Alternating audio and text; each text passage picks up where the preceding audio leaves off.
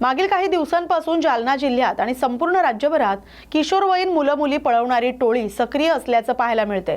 मागच्या आठवड्यातच जालना जिल्ह्यातील बदनापूर तालुक्यातील 2 ते 3 मुली नेपाळ बॉर्डरवरून बदनापूर पोलिसांनी शोधून काढत त्यांना त्यांच्या आई-वडिलांच्या स्वाधीन केलंय। ही बाब अत्यंत गंभीर असून याकडे पोलिसांनी गुप्तचर यंत्रणेच्या विभागानं वेळीच लक्ष द्यावं, जेणेकरून या मुला-मुलींची भीक मागण्यासाठी किंवा नको त्या गोष्टींसाठी वापर होणार नाही।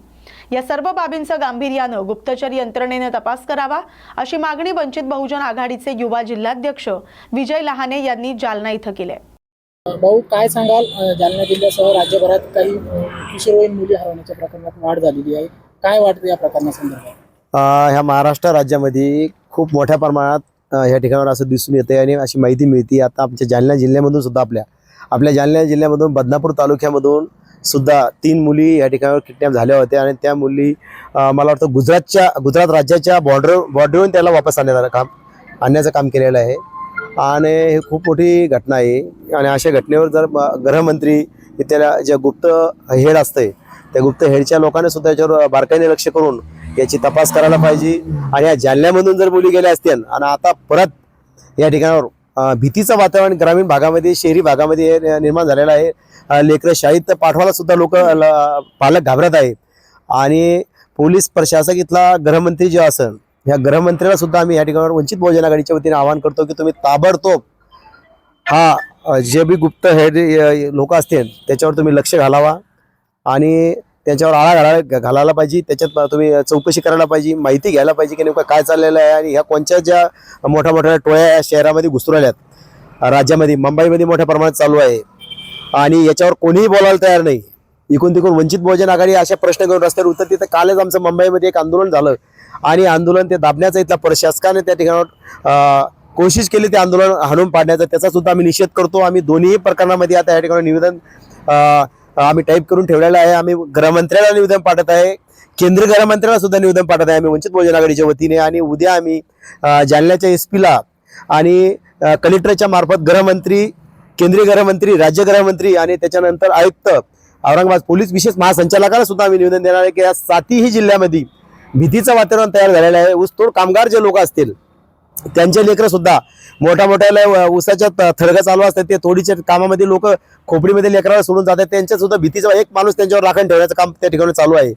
म्हणजे पोट भरण्यासाठी जे जाणारे लोक आहे तर ते लोक सुद्धा घाबरलेले आहे। इथं सुद्धा पालक जर लेकराला शाळेत घालायला, आता काही गावामध्ये अशी परिस्थिती आहे की 6-6, 7-7 किलोमीटर शाळा आहे आणि तिथं लेकरं जर पाठवायची असेल तर भीतीचं वातावरण या ठिकाणी निर्माण झालेलं आहे। याचा आम्ही निषेध करतो आणि आम्ही जिल्हाधिकाऱ्याला उद्या निवेदन देणार आहे, SP उद्या भेटणार आहे आणि पोलीस विशेष महासंचालका तुमच्या माध्यमातून आम्ही त्यांना सांगू इच्छित आहे की तुम्ही याच्यावर बारकाईने लक्ष द्यावा आणि हे जे कोणी टोळ्या या ठिकाणी आलेल्या आहेत त्या टोळ्या पटकन आळा घालावा आणि त्या टोळ्याला रोखण्याचं काम करावा। आणि आता वंचित बहुजन आघाडी टोळी जिथं सापडेल तिथं म्हणजे या लेकराला ते पकडून नेतात, एक तर त्यांना भीक मागण्याचं या ठिकाणी काम चालू आहे। आता मोठ्या प्रमाणात कुणी तुम्ही चहा घ्यायला जर थांबता तर 5-5, 6-6 लेकरं दुसऱ्या राज्यातले भीक मागायला इथं येतात।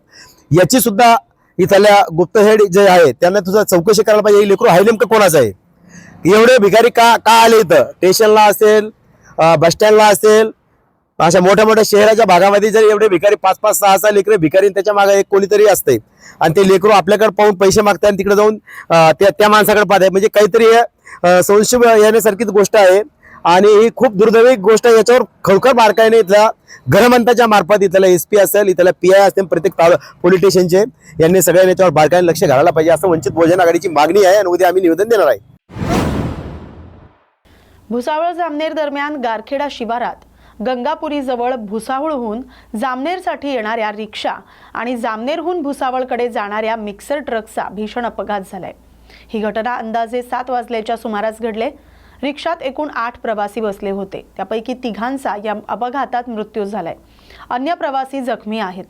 जखमींना उपजिल्हा रुग्णालयात दाखल करण्यात आले तर काही गंभीर जखमी असलेल्यांना तात्काळ जळगाव इथं पुढील उपचारासाठी पाठवण्यात आले। मागील महिन्यातच जामनेर पौर दरम्यान मोटरसायकल आणि पिकअप गाडीचा अपघात होऊन 4 तरुणांचा मृत्यू झाला होता। साताऱ्यातील जावळी तालुक्यातील सावळी गावात मुंबई क्राईम ब्रांचनं छापा टाकलाय। एका शेडमध्ये एमडी ड्रग्ज तयार होत असल्याची प्राथमिक माहिती मिळाली होती। त्यानुसार छापा टाकून 3 कारागिरांसह एक स्थानिक व्यक्ती अशा एकूण 4 आरोपींना पोलिसांनी ताब्यात घेतलंय। या कारवाईत 114 ते 115 कोटी रुपयांचा एमडी ड्रग्ज साठा, मशिनरी आणि मुद्देमाल जप्त करण्यात आलाय। ही सातारा जिल्ह्याच्या इतिहासातील आतापर्यंतची सगळ्यात मोठी ड्रग्ज कारवाई असल्याचं समोर येते। या कारवाईमुळे संपूर्ण सातारा जिल्ह्यासह राज्यभर खळबळ उडाली आहे।